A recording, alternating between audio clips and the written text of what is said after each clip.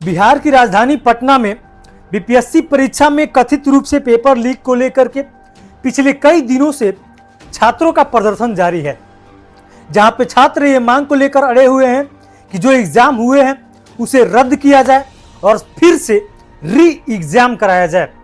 इस दौरान आज जो है प्रशांत किशोर जो जन स्वराज पार्टी के हैं और खान सर, ये सब लोग जो है वो छात्रों के साथ प्रदर्शन में शामिल हुए और सरकार से एक ही मांग कर रहे हैं कि सरकार जो है बीपीएससी बच्चों की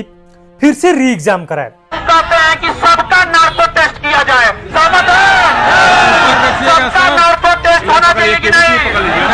और उसकी शुरुआत हम सब करेंगे क्योंकि हम सब भ्रष्ट नहीं। चूंकि बच्चों का आरोप यह है कि जो पेपर हुए हैं 13 दिसंबर को,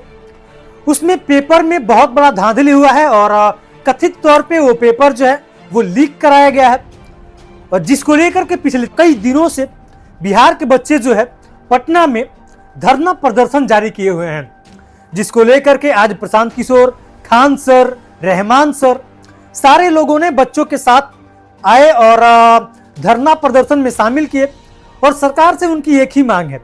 कि जो बच्चे हैं उनकी री एग्जाम कराई जाए।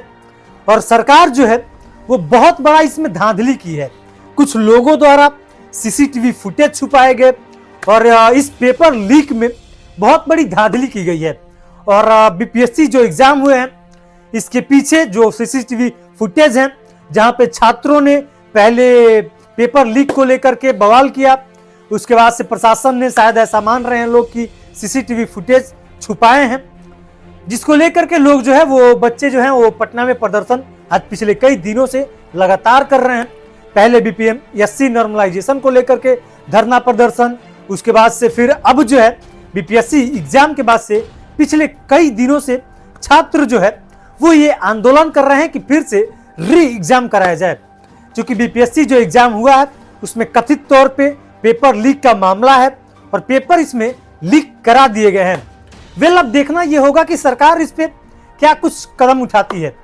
क्योंकि पहले जो खान सर थे वो बच्चों के नॉर्मलाइजेशन के साथ खड़े हुए, उसके बाद से बीपीएससी आयोग ने ये कहा कि भैया ठीक है नॉर्मलाइजेशन नहीं होगा,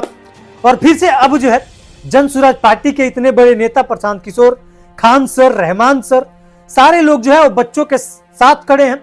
वेल, अब देखना यह होगा कि प्रशासन जो है, जो बीपीएससी आयोग है और जो बिहार सरकार है, वो इस पूरे मामले पे क्या कदम उठाती है। वेल, आपको क्या लगता है कि बीपीएससी जो बच्चे कह रहे हैं पेपर लीक कराए गए हैं, और क्या सरकार जो है ये मान लेगी कि नहीं फिर से एग्जाम जो है बीपीएससी का कराया जाएगा? कमेंट सेक्शन में अपनी राय हम तक जरूर दीजिएगा।